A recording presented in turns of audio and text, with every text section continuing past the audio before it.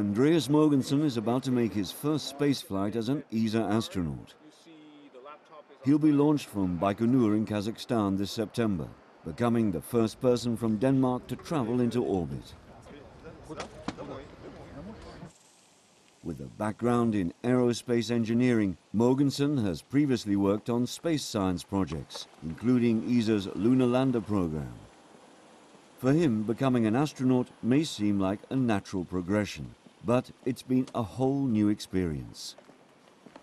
Of course, I had expectations before I started, but the job as an astronaut is so unique. I think it's difficult to have a realistic sense of what to expect. So certainly some things have been what I expected. I mean, the excitement, the uniqueness, the wonder of human spaceflight is exactly what I thought it'd be. Mogensen was selected for ESA's astronaut corps in 2009.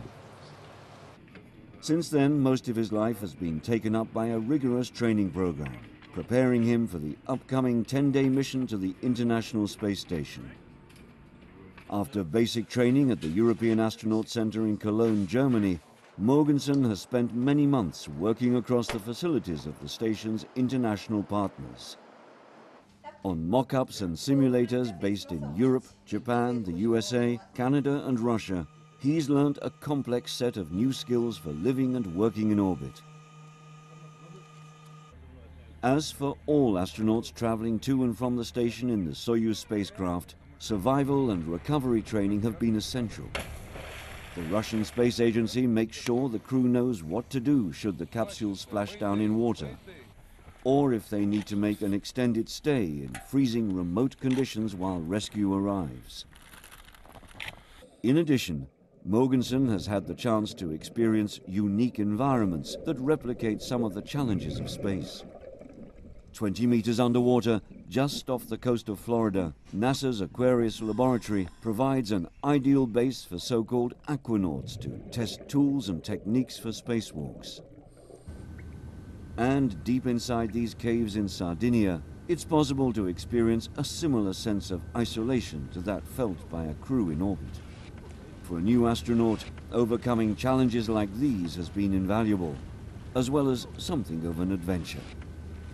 The ESA Caves mission that I was a part of a few years ago, where I spent a week living underneath the ground in a gigantic cave system. The two NASA NEMO missions that I've been able to participate in. I mean, all these things are fantastic opportunities in and of themselves. So to have them and then to go to space as well is just really it's what makes this job so unique and so fantastic.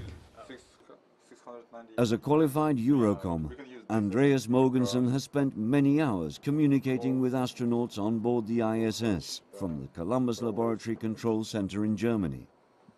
Yet, despite this, and 6 long years of training, this first short spaceflight will be a completely novel and unique experience.